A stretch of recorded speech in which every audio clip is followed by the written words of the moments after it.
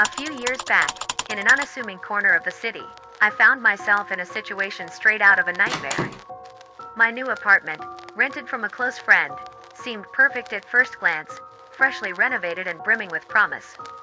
However, it wasn't long before the eerie atmosphere began to unfurl, centered around the enigmatic and unsettling presence of the lady next door. This woman, who appeared much older than her years suggested, would spend her nights in a fervent chorus of whispers and loud prayers, her voice mingling with the static-laden sermons of Christian radio shows.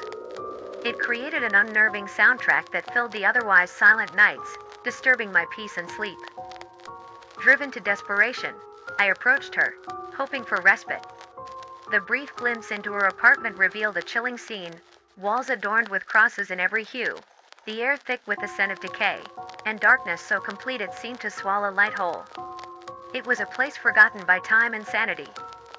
One evening, the terror escalated beyond my wildest fears. After discussing my concerns with another neighbor, I discovered I wasn't alone in my experiences. He recounted a harrowing encounter where the woman had silently entered his home, her presence only discovered by the cold whisper of his name in the dark. His story, shared in hushed tones, painted her not as a mere disturbance but a genuine threat, a shadow that moved unseen, a whisper of madness in the stillness. The climax of this nightmare reached its peak on a night that will forever haunt my memories.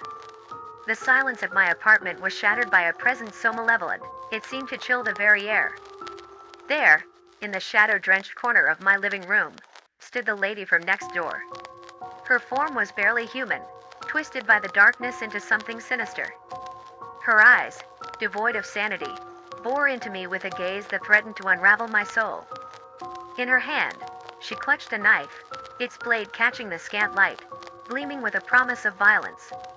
The scene was a tableau of pure terror, a moment suspended in the night's embrace. But it was her words, whispered with a cold clarity that cut through the stifling fear, that etched themselves into my psyche. You should always check your locks. The simplicity of her admonition, juxtaposed with the dire implications of her intrusion, sent waves of dread crashing through me. It was a warning, a taunt, a revelation of my vulnerability in the place I considered my sanctuary. Her presence, an intrusion not just into my home but into the very notion of safety, was a stark reminder of the fragility of our peace. The knife in her hand, an object so ordinary yet charged with the potential for unthinkable horror, became a symbol of the fine line between normalcy and the abyss that yawned just beyond the edges of our everyday lives. As quickly as she had materialized, she vanished, leaving me to grapple with the shadows and the echoing words that would forever prompt me to double-check the locks on my doors. The police's subsequent intervention, though swift and decisive, did little to dispel the lingering sense of unease that had taken root in my being. Her removal from the premises, while a relief, was also a poignant reminder of the encounters that haunt the periphery of our existence, waiting for a moment's lapse to breach our defenses. If you have a scary neighbor, please let us know in the comments, but I would also appreciate a like and a subscribe.